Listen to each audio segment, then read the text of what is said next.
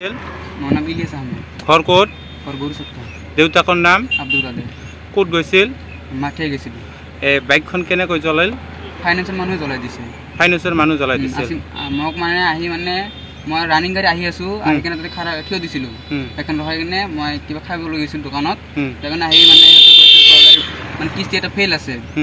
মই ক'লো কিস্তি ফেইল আছে, মোক ষ্টেটমেণ্টটো দিয়া। কেইটা কিস্তি পাইছে, কোন মাহ কিস্তি ফেইল আছে। সিহঁতে ষ্টেটমেণ্ট নিদিয়ে, পিছতে ষ্টেটমেণ্ট দিয়ে আমাক যোৱাৰ পিছত।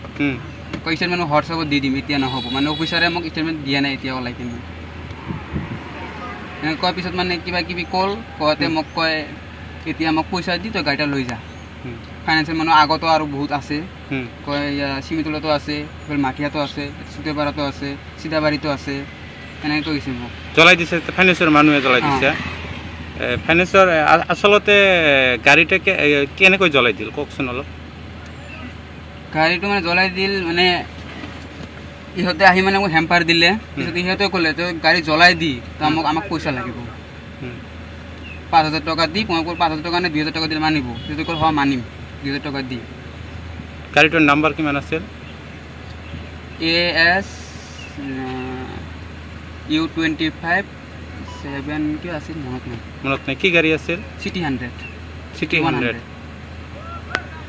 ঘৰ ক'ত? মই হয় 11 মাটি মাজৰ গাঁও। আজি কি ঘটনাটো কেনেকৈ হ'লে এতিয়া? মই ঘৰৰ পৰা ওলাইছোঁ চিমিতলা বজাৰলৈ যাওঁ। হঠাতে আহি ইয়াত এটা বাইক জ্বলি থকা অৱস্থাতে মই লগ পাইছোঁ। এই বাইকখন কোনে জ্বলাই দিলে? তেতিয়া কেইজনমান ল'ৰাই মোক ক'লে সেই ল'ৰাটোৰ নিজৰ বাইক নিজে জ্বলাই দিলে। তাক মাতি ল'লোঁ, কিয় বাইকটো জ্বলালি? তেতিয়া এই কয় যে ফাইনেন্সৰ পৰা মানুহ আহিছে, আহি মোক আধা ঘণ্টা 40 মিনিটমান টাইম মোক কষ্ট মানে ব্যতিব্যস্ত কৰিছে, মোক ডিষ্টাৰ্ব কৰিছে। যাৰ কাৰণে মই ষ্টুডেণ্ট হয়, মই মোৰ বাইকখন তেওঁলোকে যোৱাৰ পিছত মই জ্বলাই দিলোঁ। সেইখিনি মই গম পালোঁ। ল'ৰাটো ক'ল? ল'ৰাটো গৰু চৰকাৰ ইলিয়াছ আহমেদ বুলি। আৰু ল'ৰাটো ক'ত গৈছিল জানিব পাৰোঁ? ল'ৰাটো ইয়াতে আছিল, কিন্তু বৰ্তমান মাটিৰ থানা অচিক মই জনাইছোঁ। জনাৰ পিছত মাটিৰ থানা অচি আকৌ চিমিতলা IC লগত যোগাযোগ কৰি ইয়াত পঠাই দিলে। ICয়ে এই মাত্ৰ ল'ৰাজনক ৰিচিভ কৰিলে। বাইকটো কি বাইক আছিল?